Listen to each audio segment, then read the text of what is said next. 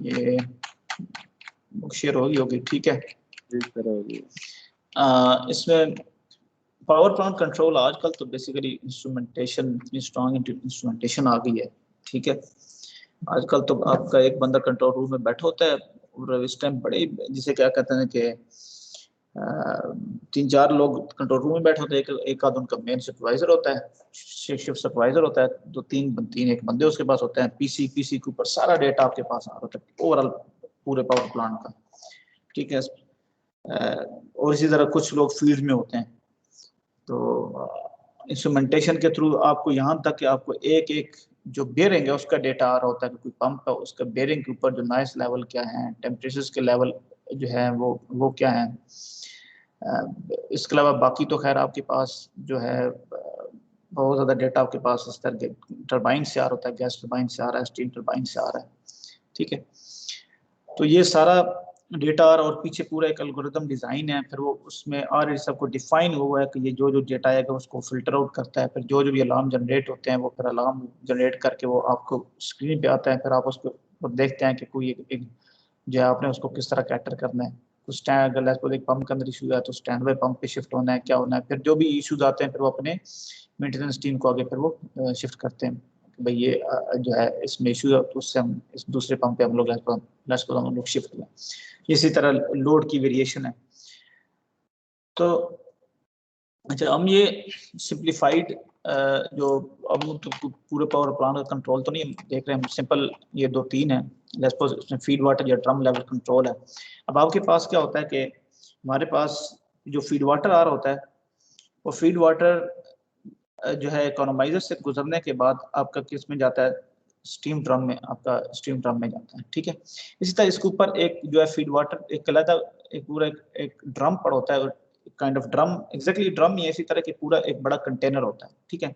उस कंटेनर में आपका जो है वो आपका जो है वो जो है वो आपका फ्लो आर होता है, ठीक है। सबसे पहले बल्कि फीड वाटर आपका उसमें आ रहा होता है, फिर वहां से वो इकोनोमाइजर में जाता है, फिर इकोनोमाइजर से फिर जो है यानी कि जो आपका पंप है वो आपका करता है एक ड्रम में जाता है, उस ड्रम में से फिर आगे आपका वो सप्लाई होता है इकोनोमाइजर में, इकोनोमाइजर से फिर आपको सप्लाई होता है आपका जो स्टीम ड्रम है, ठीक है, जिसमें से आपका राइजर वो डाउन कमर और राइजर जिसके साथ कनेक्टेड होते हैं वहां से फिर आगे सुपर हीटर का। अब ये जो ड्रम लेवल है इवन उसमें भी मेंटेन किया जाता है वो आपका जो स्टीम ड्रम है, ये इसी तरह लहदा जो ड्रम लेवल है। ये बेसिकली ड्रम लेवल का बेनिफिट इसका क्या होता है, ये हमें क्यों यूज करते हैं, इसलिए यूज करते हैं कि हमारे पास जो स्टीम की रिक्वायरमेंट है वो हमारे पास चेंज होती रहती है। जो लोड चेंज होता है लेस पर अगर अपने हायर पावर पे शिफ्ट होना है तो आप क्या करता हूँ, कहते हैं कि हायर स्टीम चाहिए। तो जब हायर स्टीम चाहिए होगी आपको पीछे से, तो फिर अब आपके पास एक कुछ ना कुछ आपके पास क्वेश्चन मौजूद हो ताकि आपके पास क्या है कि आप उसको आगे फीड वाटर को आप सप्लाई कर सकें। तो वहां से जब आप सप्लाई करेंगे तो ड्रम लेवल में क्या क्या होगा, जब अगर स्टीम सप्लाई करनी है ज्यादा कर देंगे, पीछे फीड वाटर कम आ रहा है तो डेफिनेटली फिर क्या होगा कि आपके पास स्टीम ड्रम में आपके पास वाटर जो फीड वाटर है वो आपके पास उसका लेवल नीचे जाएगा। तो फिर उसी हिसाब से जो उसका लेवल नीचे जाएगा फिर आपने क्या करना है, फिर आपने फीड वाटर भी आपने जो है वो इसी लिहाज से अपने उसमें बढ़ाना है, उसके लेवल को एक खास रेंज में रखना है। तो आपके पास जो पावर फ्लक्चुएशन और जो आपके पास इसी तरह जो ये जो स्टीम फ्लो फ्लक्चुएशंस को बेसिकली उसको जो है वो फ्लक्चुएशन को मीट करने के लिए ड्रम में आपके पास जो काइंड ऑफ जो एक टेम्परेरी स्टोरेज है वो आपको बेसिक हेल्प आउट करती है उन फ्लक्चुएशंस को मीट करने के लिए। तो उसमें जो लेवल है वो आप कभी भी आप बहुत नीचे नहीं जाने देना चाहते। लेट्स सपोज आपके पास इसी तरह कोई भी इस तरह कोई लेट्स सपोज आपके पास फॉर एग्जांपल सुपर हीटर में या इवन रीहीटर में अगर ऐसी कंडीशन प्रोड्यूस हो जाती है वहां पे टेम्परेचर बहुत ज्यादा बढ़ रहे होते हैं, तो आप इसी तरह आप क्या करते हैं दोनों तरफ वर्कआउट करते हैं कि जब टेम्परेचर बढ़ रहे हैं या प्रेशर इवन बहुत ज्यादा बढ़ रहे हैं तो आप दोनों तरफ कैटर करते हैं। एक तो आप जो फ्यूल बर्न कर रहे हैं और जो एयर सप्लाई कर रहे हैं आप वहां भी उस पर कंट्रोल करें, दूसरी तरफ से आप फीड वाटर भी अगर जाए वो भी आप उसको जो है अगर वो फुल पावर पे वो नहीं ऑपरेट कर लोअर पे तो आप उसको वहां से भी वो बढ़ाते हैं ताकि आप उसके प्रेशर टेम्परेचर को कंट्रोल करते हैं। अच्छा, ड्रम लेवल कंट्रोल के लिए जो basically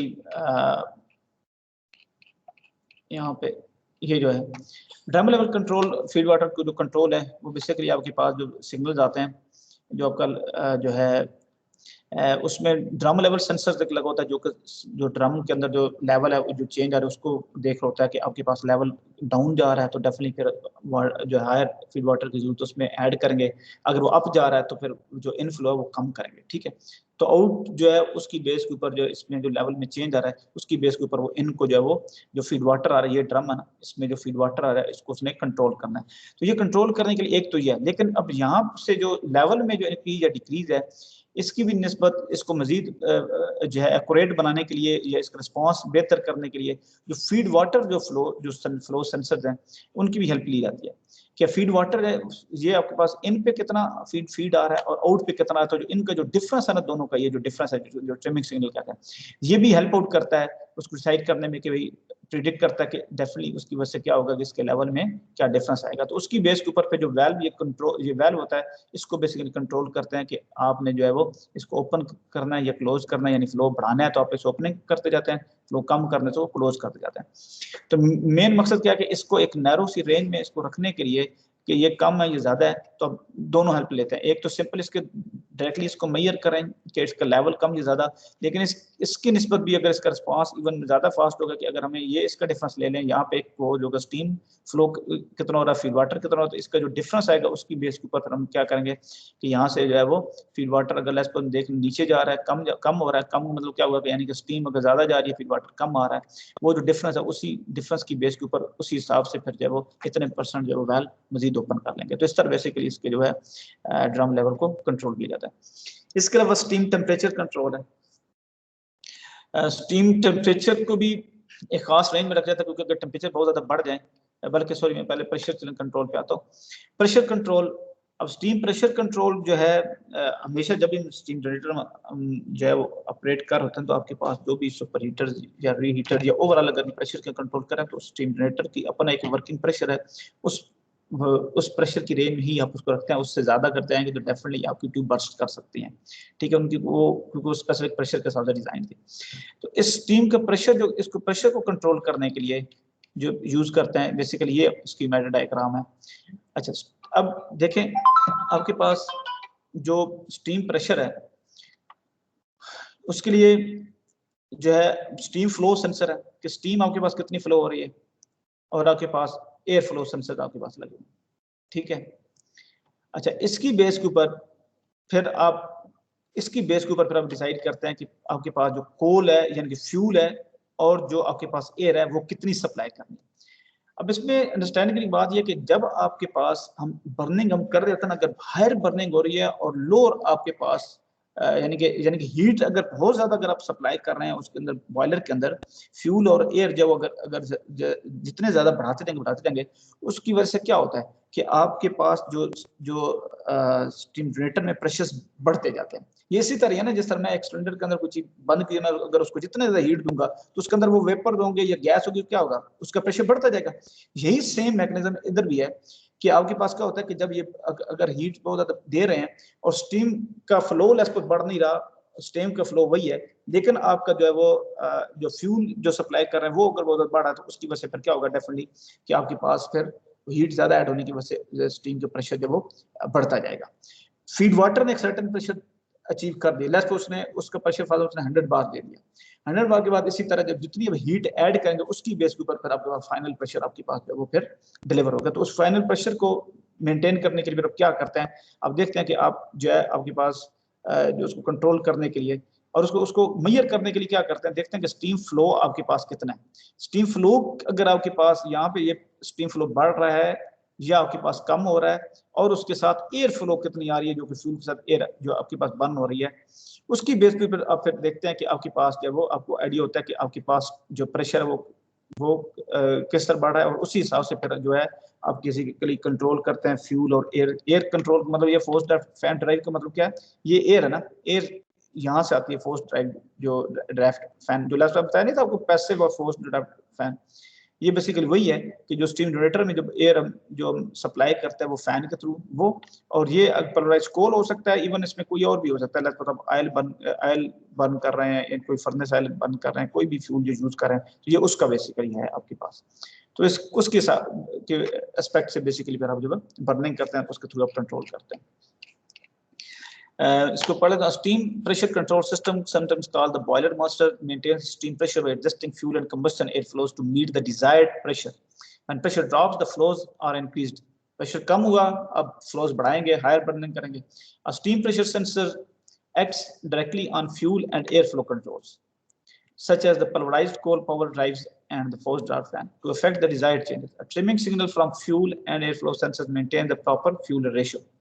Because it is often difficult to obtain accurate fuel flows, a steam flow sensor is sometimes substituted for the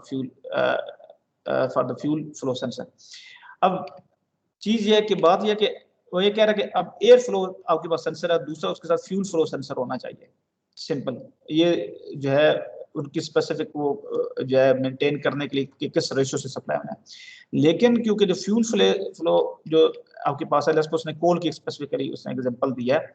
अब उस सूरत में आपके पास जब उस जो मीटर पर because it is often difficult to obtain accurate fuel flows, steam flow sensor जब उसकी हेल्प से जो बेसिकली जो है वो बेसिकली उसके थ्रू उसको कंट्रोल करता है.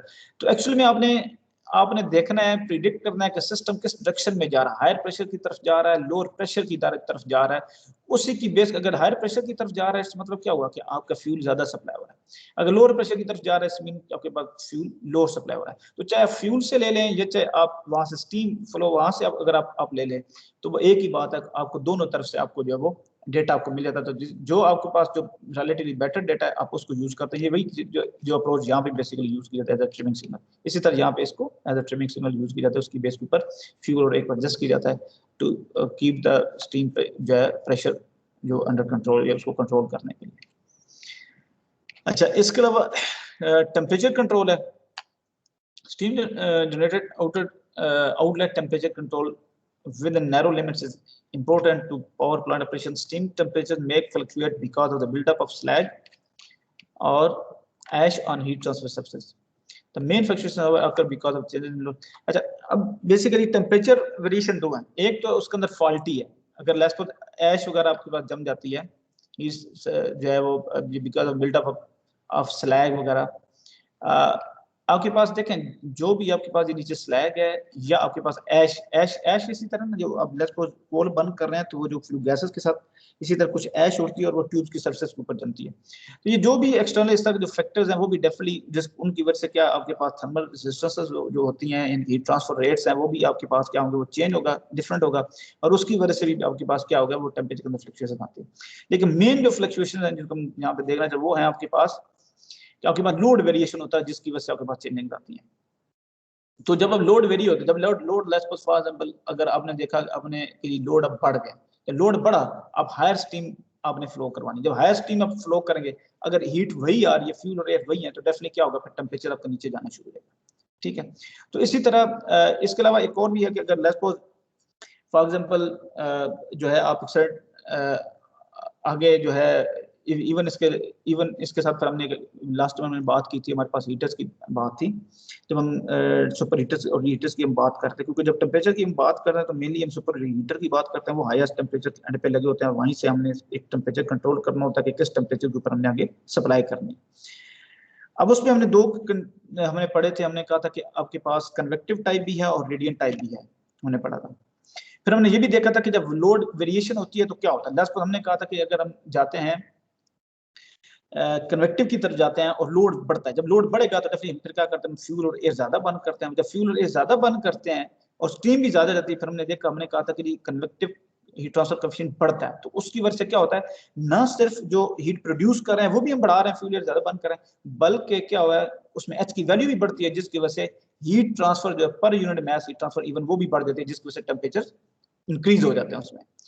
अच्छा, रेडिएंट के केस में हमने देखा था कि उसमें उल्टा ड्रूप था. रेडिएंट के केस में ये तो हो रहा था कि उसमें क्योंकि टेम्परेचर वो फ्लेम टेम्परेचर डिपेंडेंट है, तो वो टेम्परेचर मोर लेस आपका वो सेम रहता है. तो आपके पास इवन क्या होता है कि आप बेशक हायर भी बंद करें तो रेडिएट टाइम में फिर क्या होता था कि इवन जब स्टीम ज्यादा उसमें से गुजार होता है तो उसमें इवन आपके पास टेम्परेचर नीचे डिक्रीज होना शुरू हो जाता है. अच्छा, अब ये जो फ्लक्चुएशन को इनको मीट करने के लिए दो मेथड है. एक तो ये कि combined radiant convective super heaters use किए जाए. कंबाइंड में ये होता है कि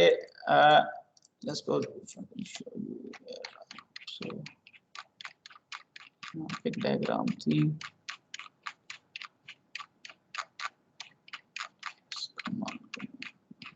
ये वाला। अब देखें रेडियन में ड्रूप है, ड्रूप में बिल्कुल आपका टेम्परेचर इस तरह ड्रॉप होता है, कन्वेक्टिव में राइज हो रहा है, ये दोनों हमें सूट नहीं करते।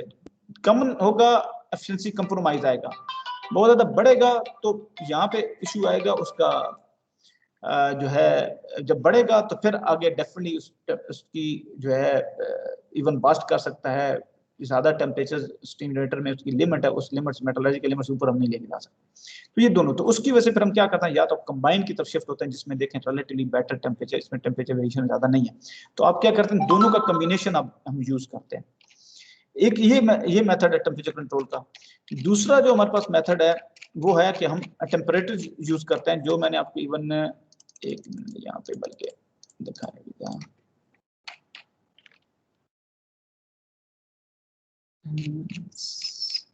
ये डायग्राम हमारे पास थी नहीं, एक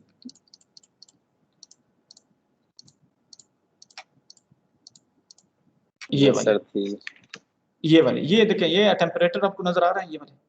हम इन टेम्परेचर बेसिकली क्या करते हैं, हम इसमें जो भी आपके पास जो अभी ये हमारे पास सुपर हीटर है, ठीक है, सुपर हीटर में हम, अच्छा एक और हमेशा चीज नोट कीजिए कि सुपर हीटर के आउटलेट के टेम्परेचर को हम बेसिकली कंट्रोल कर रहे हैं, तो इसको आउटलेट पे नहीं लगाते, इसको थोड़ा पहले क्या करते हैं हम, इसमें क्या करते हैं, इस वाटर में जो आपके पास सॉरी जो स्टीम जो आ रही है, जो ये टोटली सारे के सारे वेपर सुपर हीटेड स्टीम है, इसमें कुछ हम क्या करें, वाटर मिक्स कर दें, तो वो क्या होगा, उससे क्या होगा, तो डेफिनेटली क्या होगा कि ओवरऑल जो मिक्सचर बनेगा, यानी कि वो वाटर खुद तो वो भी स्टीम बन जाएगा, ठीक है, लेकिन क्या होगा, डेफिनेटली जो ऑलरेडी स्टीम है उसका टेम्परेचर डिक्रीज कर देगा। और वाटर हम कहाँ से ले लेते हैं, आप इकोनोमाइजर वगैरह से आप ले लें, अब जो है वो ड्रम से आप जो फीड वाटर आप ले लें और उसको अब हम जो है यहाँ पे स्प्रे करते हैं, फिर जितना टेम्परेचर जितना हमने कंट्रोल करना है, सिंपल मैस एनर्जी बैलेंस लगाएं, ठीक है, आपको पता हो कि यार स्टीम का जो यानी कि एक लाइन है उसको इतना मैस फ्लो रेट और उसके इतना टेम्परेचर और हमें डिजायर्ड टेम्परेचर कितना है, उस हिसाब से simple mass energy mass balance apply करें तो हमें पता चलता है कि कितना मुझे वहाँ पे मुझे आगे फीड वाटर मुझे जो है वो करना पड़ेगा, उसमें स्प्रे करना पड़ेगा, उसकी बेस के ऊपर फिर हम जो वो फाइनल टेम्परेचर अचीव करते हैं। अब बात यह कि इसको हम एंड पे नहीं लगाते, यहाँ लगाते हैं, इसका स्पेसिफिक एडवांटेज मकसद ये होता है कि जब यहाँ पे हम लगाते हैं तो उसने उसके साथ मिक्स होना है, ताकि ऐसा ना हो कि कोई भी ड्रॉपलेट्स आगे ना चल जाए तो मजीद यहाँ पे आपके पास कुछ हीटिंग हो रही होती है, तो इसको ऐसा नहीं होना चाहिए कि कोई भी ड्रॉपलेट आगे गया तो वो आपके लिए डेंजरस है, आगे आपके लिए वो मसाइल बनाएगा। और यहाँ भी जब हम यहाँ पे करते हैं, यहाँ भी थर्मल स्लीव्स वगैरह यूज करते हैं या वेंचुरी वगैरह होती है जिसमें प्रॉपर मिक्सिंग करते हैं, और ये थर्म यहाँ पे बेसिकली इसको प्रोटेक्ट किया जाता है, क्योंकि यहाँ भी आपके पास टेम्परेचर वेरिएशंस की वजह से थर्मल लोड्स आते हैं, ठीक है, तो ये बेसिकली यहाँ पे आपके पास प्राइमरी सेकेंडरी के दरमियान में यहाँ पे ये टेम्परेचर लगा होता है। इसी तरह आपके पास अगर रीहीटर यूज कर रहे हैं उसमें भी इसी तरह सेम टेम्परेचर कंट्रोल करने के लिए टेम्परेचर यूज करते हैं। टेम्परेचर्स हैं क्या, बेसिकली ये सिंपली यही है कि आपकी जो स्टीम है उसके ऊपर वाटर स्प्रे करते हैं, यानी ये स्प्रेयर्स हैं, स्प्रे वाले हैं, स्प्रे है बेसिकली जिनके थ्रू हम क्या करते हैं, वाटर स्प्रे करते हैं उस स्टीम के ऊपर, तो इसके थ्रू हम जब वो टेम्परेचर को कंट्रोल करते हैं।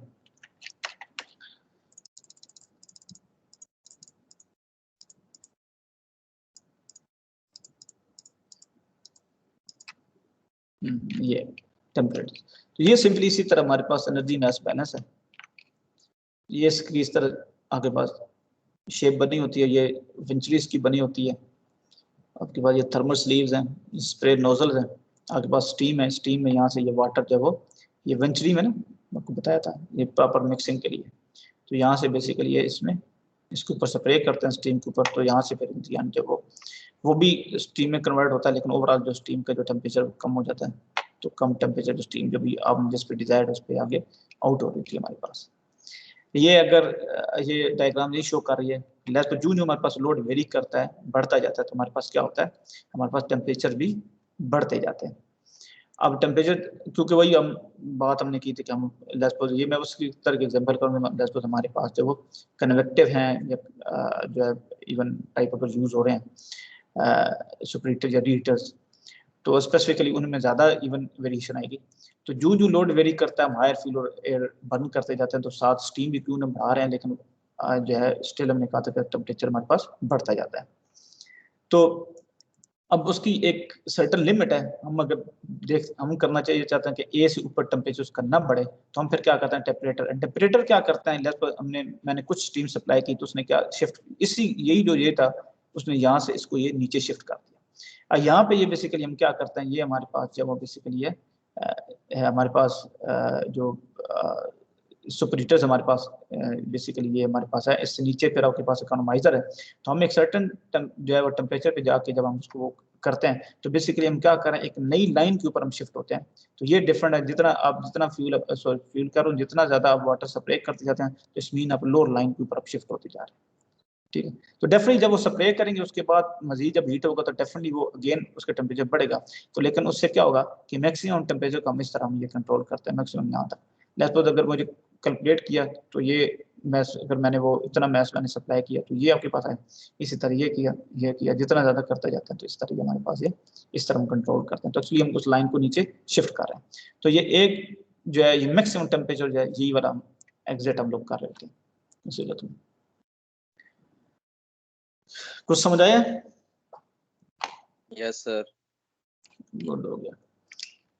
सेपरेटली फायर सुपर हीटर्स भी हैं कंट्रोल करने के लिए। सुपर हीटर को आप अलग फायर करें, ठीक है, इंडिपेंडेंटली। अब स्टीम जनरेटर में आमतौर पे हम जब कंबाइन की बात करते हैं तो उसमें सारा कुछ एक तरफ से ही आपके पास बर्निंग हो रही है, या लेस स्टीम हीटर का भी स्टीम जनरेटर है तो एक तरफ से आपके पास गैस टरबाइन का एग्जॉस्ट आ रहा है तो वो थ्रू हर एक में से पास होकर जा रहा है। तो वही सबसे पहले आपके पास गुजरता वो हीटर जैसी सुपर हीटर में से, वही फिर आगे जाके आपका बॉयलर में जाता है, फिर आगे वो बॉयलर सेक्शन में और आगे आपका जो वो इकोनोमाइजर में। तो एक ही है, तो अब एक जगह पे कंट्रोल।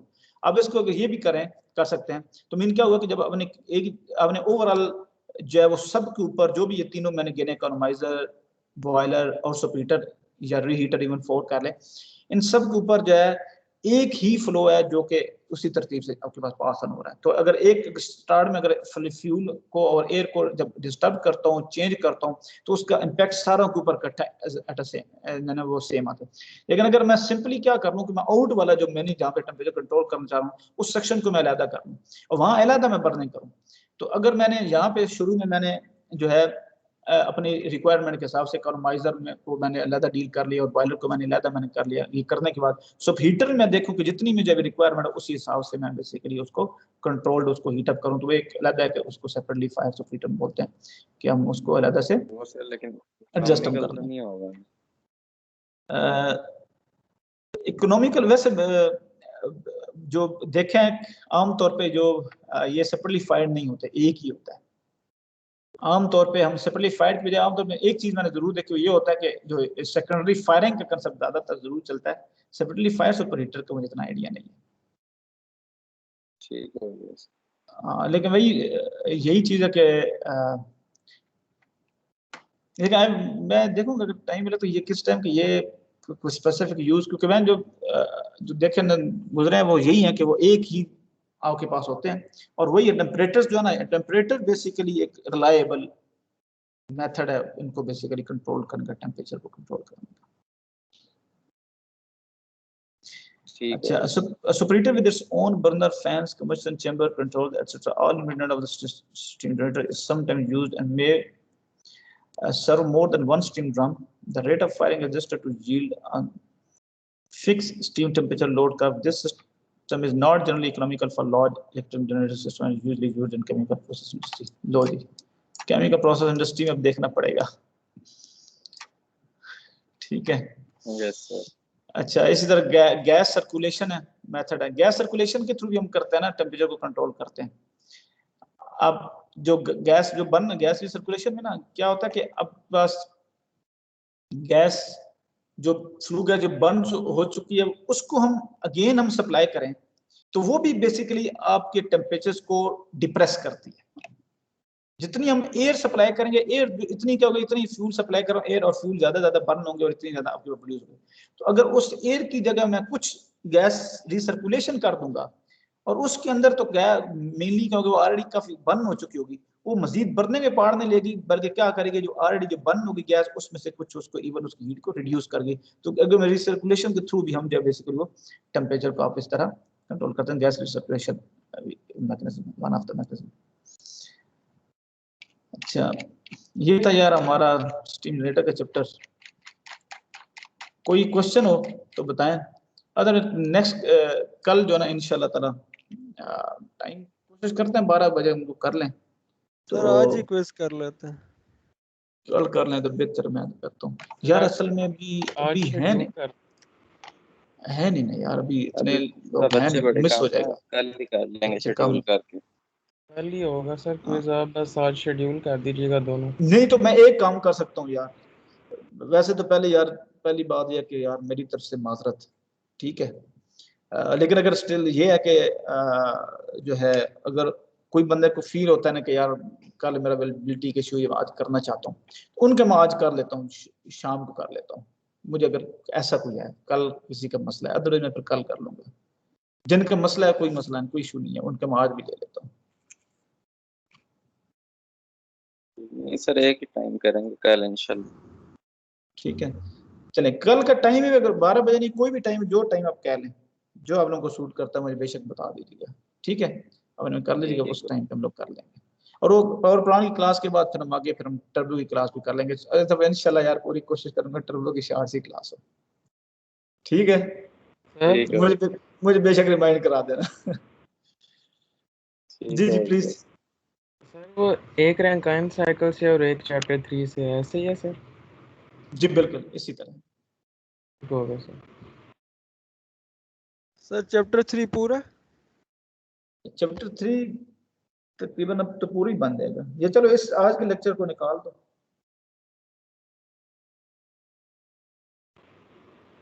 ठीक है सर। ठीक है, सही सही, चलें ठीक है, सही है फिर। ठीक है सर जी, अल्लाह हाफिज़ सर। ओके, अस्सलाम वालेकुम। और